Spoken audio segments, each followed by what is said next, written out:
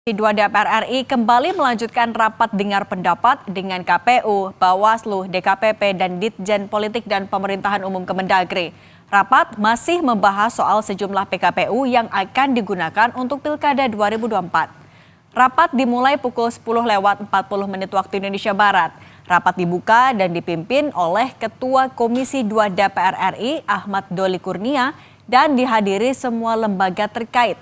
Rapat kali ini membahas terkait 3 rancangan PKPU, yakni logistik, kampanye, dan dana kampanye, juga membahas 3 rancangan peraturan Bawaslu soal pelanggaran pilkada, daftar pemilih kepala daerah, dan pengawasan pencalonan pemilihan.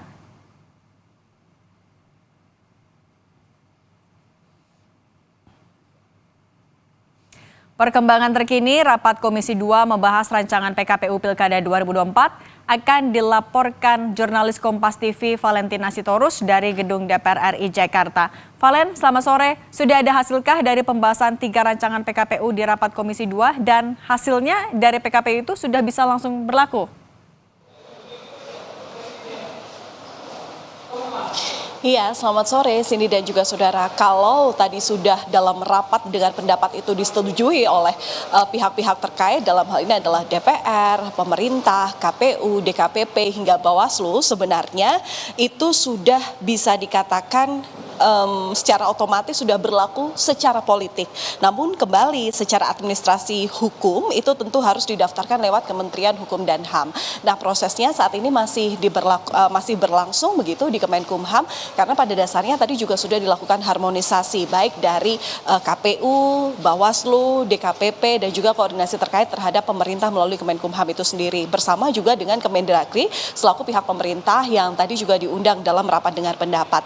Nah, kapan secara hukum ini akan kemudian diundangkan dan kemudian kapan berlaku, tentu yang diharapkan adalah secepat mungkin. Karena tadi dalam pembahasan itu kan selain membahas tentang peraturan KPU terkait dengan pilkada, ini juga membahas mengenai aturan-aturan peraturan dalam Bawaslu. Yang paling penting adalah dalam peraturan Bawaslu itu adalah mengenai pengawasan pencalonan pemilihan, yang mana kita tahu bersama bahwa pencalonan pemilihan ini sudah masuk ke dalam tahapan yang sebentar lagi akan digelar oleh KPU sendiri, yakni mulai tanggal 27 hingga 29 Agustus 2024. Nah, sekarang ini masih berproses, tentu akan kita tunggu. Tapi yang poin-poin yang tadi dapat saya sampaikan mengenai aturan-aturan yang menjadi bahasan itu adalah banyak begitu ya, Cindy dan juga saudara. Kalau dari peraturan KPU sendiri, ini ada sejumlah hal yang seperti sudah Anda sampaikan melalui paket berita tadi di awal, yakni mengenai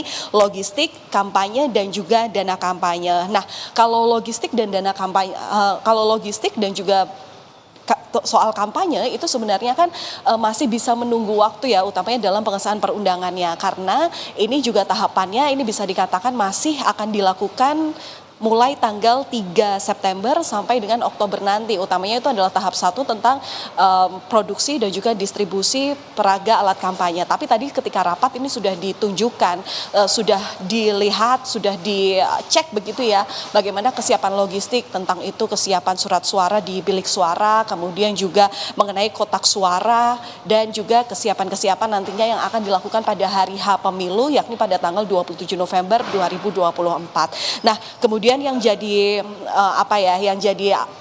isu yang paling krusial adalah tentang dana kampanye, yang memang ini tadi juga dikatakan, bahkan juga tadi ketika doorstop kami juga mendapatkan penjelasan dari KPU, Ketua KPU yakni Muhammad Afifuddin, ini yang mengatakan bahwa mulai saat ini itu kalau ada peserta pemilu yang tidak melaporkan dana kampanye itu kemudian akan mendapatkan sanksi. Hal ini tertuang dalam rancangan PKPU soal dana kampanye pemilihan kepala daerah 2024. Nah, tadi juga anggota KPU Hidam Holik itu juga menegaskan kalau ada peserta pemilu pilkada gitu ya yang terlambat memberikan laporan dana kampanye, maka akan diberikan sanksi. Nah, sanksi ini yang pertama berupa peringatan, kemudian yang kedua juga setelah peringatan ini diberikan, diharapkan peserta pemilu ini kemudian bisa memberikan transparansi dana kampanye, karena kalau peringatan ini kemudian tidak diindahkan, maka ada sejumlah sanksi yang beragam tentunya yang bisa diterima oleh peserta pemilu itu sendiri. Misalnya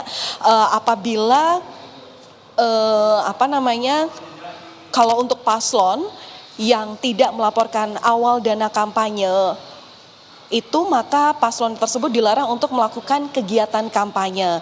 Kemudian kalau untuk paslon yang tidak melaporkan penerimaan sumbangan dana kampanye, maka paslon tersebut tidak akan mendapat rekomendasi pelantikan oleh pejabat yang berwenang. Dan yang terakhir, kalau paslon yang tidak melaporkan laporan penerimaan dan pengeluaran dana kampanye, maka akan dikenai sanksi berupa tidak ditetapkannya sebagai pasangan calon terpilih sampai dengan paslon tersebut kemudian menyampaikan laporan penerimaan dan pengeluaran total dari dana kampanye. Tapi meski begitu, tadi juga dijelaskan sebelum sanksi ini diberikan, KPU Provinsi, Kabupaten, dan Kota ini terlebih dahulu akan melakukan klarifikasi untuk selanjutnya menjadi acuan dalam pengambilan kebijakan yang diputuskan dalam rapat pleno. Nah, selain itu juga tadi yang saya sebutkan adalah peraturan KPU mengenai pilkada. Nah, dan selain itu kalau peraturan mengenai Bawaslu tadi juga sudah disampaikan bahwa memang peraturan-peraturan itu kemudian dilakukan harmonisasi untuk juga ini segera disahkan untuk bisa kemudian menjadi diundangkan begitu. Karena sekali lagi